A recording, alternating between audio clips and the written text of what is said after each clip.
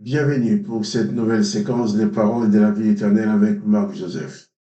Nous sommes aujourd'hui le 20 mai 2024. Le 20 mai 2024, je suis revenu te dire que c'est encore pour toi un jour de grâce que tu as à vivre dans la présence de Jésus-Christ. Il faut réaliser que pendant toute cette journée, Jésus-Christ est avec toi et en aucun cas, il ne peut t'abandonner parce qu'il t'aime. Il est là dans ta vie en tant que sauveur. C'est pour ça que je vais lire avec toi dans l'évangile de Jésus-Christ, là où se trouvent les paroles de la vie éternelle.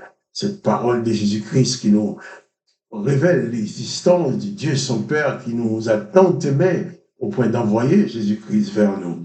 Eh bien, réalise que si Jésus-Christ est dans ta vie, excusez-moi, chaque moment avec la présence de Jésus-Christ dans ta vie est un moment de grâce, de bénédiction et de victoire.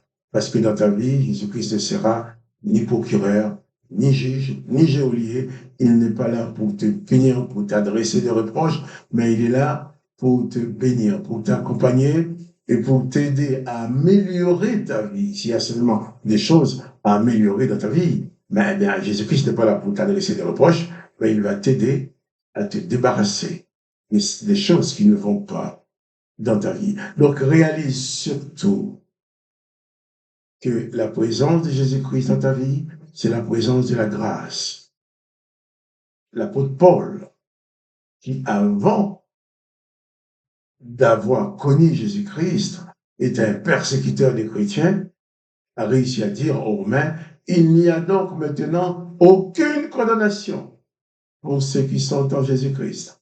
Donc, si Jésus-Christ est dans ta vie, personne ne peut te condamner parce que Jésus-Christ est ton salut, est ton sauveur. Il te libère de la puissance du péché, du pouvoir du mal.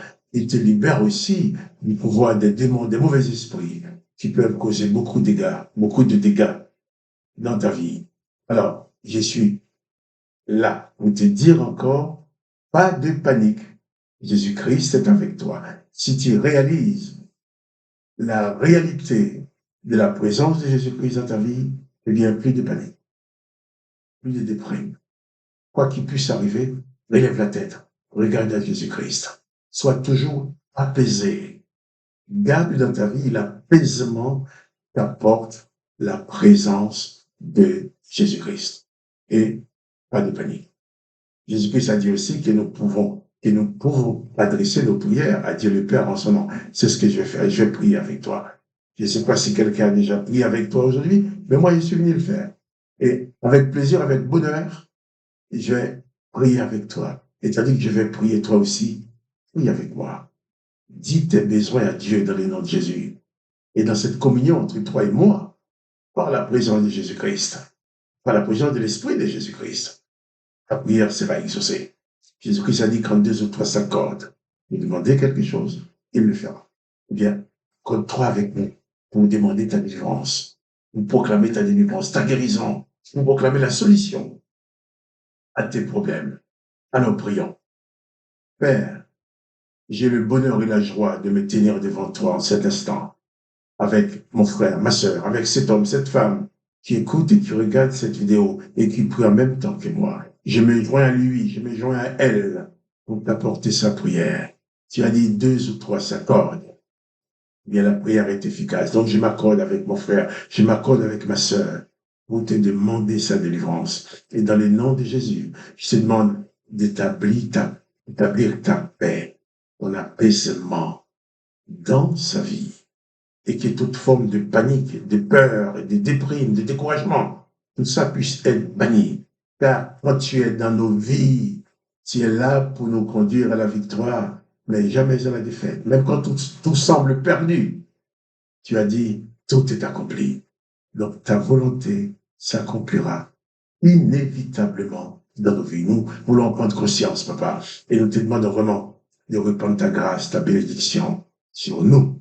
Répandre ta bénédiction sur mon frère, sur ma sœur, qui est avec moi maintenant. Et s'il est malade dans son corps, si elle est malade dans son corps, je proclame la guérison dans le nom de Jésus-Christ. Je proclame la guérison de ton corps. J'ordonne à ton corps maintenant qui écoute cette prière de manifester la guérison. Je donne à ton corps d'expulser toutes sortes de maladies et que tu sois en bonne santé pour la gloire de Jésus-Christ. Père, merci parce que je sais que tu exauces ma prière en faveur de mes bien-aimés. Dans le nom du Seigneur Jésus-Christ. Amen. Amen. Nous allons maintenant tout de suite lire les paroles de Jésus-Christ, l'histoire de Jésus-Christ dans la vie des hommes de son temps quand il vivait sur la terre. Nous avons commencé à parler depuis quelques jours de cet homme aveugle que Jésus avait guéri et que les chefs religieux du judaïsme, les juifs, étaient en colère. Ils ne voulaient pas accepter que Jésus ait pu guérir cet homme, surtout c'était un jour du Shabbat, le jour du sabbat. Et ils ont appelé cet homme pour lui demander est-ce que vraiment Jésus l'a guéri. Cet homme a répondu positivement. Mais ils ne voulaient pas croire. Ils ont dit bon, c'est un coup monté, ça, c'est pas normal, c'est pas possible. Surtout il a guéri un jour du Shabbat, c'est un pécheur. Ils ont appelé les parents. Les parents, dans la peur d'être exclus de la société juive, disent au chef, eh bien, ce que nous savons, c'est que notre fils est né aveugle. Comment il a pu voir maintenant, nous ne savons pas. Il a de l'âge, demandez-lui. Alors il dit, les pharisiens, au verset 24, Jean 9, verset 24, les pharisiens appelèrent une seconde fois l'homme qui avait été aveugle et ils lui dirent, donne gloire à Dieu, nous savons que cet homme est un pécheur. Et il répondit, s'il est un pécheur, je ne sais. Je sais une chose, c'est que j'étais aveugle et que maintenant je vois. Il voulait conduire cet homme à dire que Jésus est un pécheur. Au devant d'eux, Jésus leur a dit, qui de vous peut me convaincre du péché? Est-ce qu'il y a quelqu'un parmi vous qui disait à Jésus, qui me prouver que j'ai péché un jour? Bien sûr. Ils vont dire, Jésus, tu as péché parce que tu as guéri un aveugle, tu as ouvert les yeux d'un aveugle, tu as opéré un miracle le jour du sabbat. C'est tout ce qu'ils pouvaient reprocher à Jésus. Mais cet homme va dire une chose. Quel que soit ce que vous voulez penser de Jésus, quel que soit ce que vous voulez dire de lui, mais moi, vous n'allez pas me forcer à tourner le dos à Jésus-Christ. Vous n'allez pas me pousser à dire que Jésus-Christ était pécheur. Moi, je n'ai pas besoin de savoir tout ça. Ce que je sais, c'est que j'étais aveugle. Et maintenant, je vois. Quel puissant témoignage. Quel puissant témoignage. Ce que je sais, c'est que j'étais aveugle. Et maintenant, je vois. Donc, dans la vie de cet homme, il y a un avant Jésus-Christ et un après Jésus-Christ dans sa vie. Avant sa rencontre avec Jésus-Christ, il était aveugle. Il était un mendiant. Il ne pouvait pas voir ce qui se passait autour de lui. Mais le fait que Jésus est entré dans sa vie, Jésus-Christ ne lui a pas demandé de payer quelque chose. Jésus-Christ ne lui a pas demandé de faire quelque chose pour mériter la guérison. Mais là, cet homme a été touché par la grâce de Jésus-Christ. La grâce de Dieu pour toi, comme pour cet aveugle, ne comporte aucune notion de mérite. Personne ne peut mériter la grâce. Si quelqu'un dit qu'il a mérité la grâce, c'est que ce n'est pas la grâce. Ce n'est plus la grâce, il y a des mérites. Jésus n'a pas demandé à cet homme, est-ce que tu peux me payer? Est-ce que tu peux faire? Jésus l'a guéri, tout simplement. Et cet homme va témoigner. Dites ce que vous voulez de Jésus, mais moi, je ne sais qu'une chose, c'est que j'étais aveugle. Et maintenant, je vois. Et Jésus-Christ, dans ta vie, peut aussi changer beaucoup de choses. L'amour, la présence et la puissance de Jésus-Christ n'a pas changé.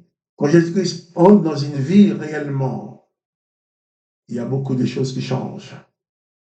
Peut-être toi, tu vois clair, tu n'es pas aveugle de tes yeux. Mais tu as d'autres choses dans ta vie pour lesquelles tu as besoin de la présence de. Lui, son problème, c'était ses yeux qui ne fonctionnaient pas. Mais toi, je ne connais pas ton problème. Mais toi, tu le connais. Mais quelle que soit la forme de ton problème, quels que soient les types de problèmes que tu as, présente-le à Jésus-Christ. Et crois à la toute puissance de Dieu au travers de Jésus-Christ pour t'apporter la solution. Jésus-Christ a dit que tout pouvoir lui a été donné. Il peut tout faire dans ta vie. Il n'y a rien qui puisse être impossible. Même cet homme qui était aveugle depuis sa naissance, Jésus-Christ a montré qu'il avait la possibilité de guérir cet homme et il l'a fait. Et les autres, au lieu de se réjouir que ce malheureux puisse être délivré de son état d'aveugle, de sa cécité, eh bien, je mets plutôt en colère. Tant pis pour l'homme, la situation de cet homme n'a aucune importance pour eux. Ce qui compte, c'est qu'il voulait la peau de Jésus. Il voulait détruire Jésus. Il voulait contrer les œuvres de Jésus-Christ. Et cet homme donne son témoignage. Je sais qu'une chose. J'étais aveugle, mais maintenant je vois. Toi aussi, confie ta vie à Jésus-Christ. Et des gens qui te verront diront, mais je me rappelle comment il était celle-là. Je me rappelle comment il était celui-là. Et toi, tu diras, je n'ai pas d'explication à donner. C'est que Jésus-Christ est venu dans ma vie. J'avais une vie avant d'avoir reçu Jésus-Christ. J'ai une autre vie maintenant, après avoir reçu Jésus-Christ. La présence de la grâce de Jésus-Christ qui s'installe dans ta vie va t'apporter de l'apaisement, va t'apporter la paix, va t'apporter la tranquillité, la sérénité, sachant qu'il y a quelqu'un à qui rien n'est impossible, qui est là en ta faveur, qui est là pour t'aider, pour t'accompagner. Et c'est pour cela que j'insiste à te dire, c'est important pour toi, important pour moi aussi, de réaliser à chaque jour, chaque instant de la vie, de réaliser que Jésus-Christ est présent. Et c'est cette présence de Jésus-Christ qui nous procure la paix, la tranquillité, quoi qu'il arrive, quelle que soit la circonstance qui se présente dans ta vie. Jésus-Christ sera là pour la traverser avec toi. Et même quand l'ennemi va croire gagner la bataille, Jésus-Christ va dire dans ta vie que la volonté du Père est accomplie. Tout est accompli. La grâce de Jésus-Christ est à ta portée maintenant. Jésus-Christ désire te faire grâce. Il désire s'installer dans ta vie. Je ne te demande pas de quelle religion tu es, il est parti pour moi. Si l'histoire de religion n'a aucune valeur. La seule valeur que je reconnais, c'est la présence de Jésus-Christ. Jésus-Christ n'est pas une religion. Jésus-Christ n'est pas un créateur de religion. Jésus-Christ n'a pas créé de religion. Il n'a pas laissé de religion derrière lui. Ni pape, ni sous-pape, ni machin, ni évêque, ni grand machin. Jésus n'a rien laissé de tout ça. Il a laissé des disciples à qui il a dit, allez, prêcher la bonne nouvelle.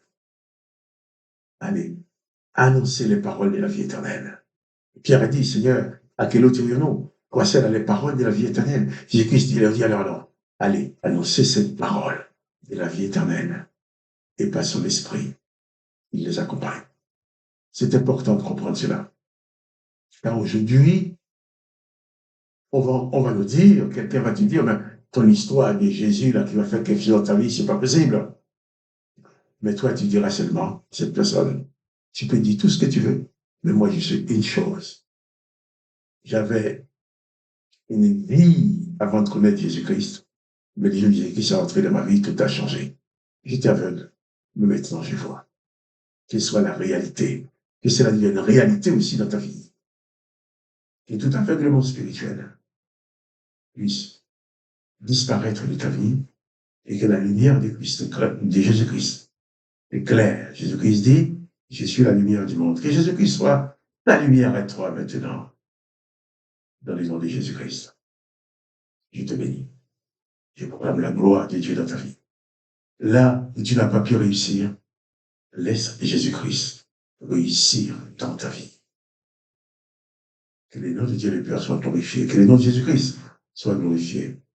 Et toi, tu sois richement béni de la présence et la grâce dans ta vie.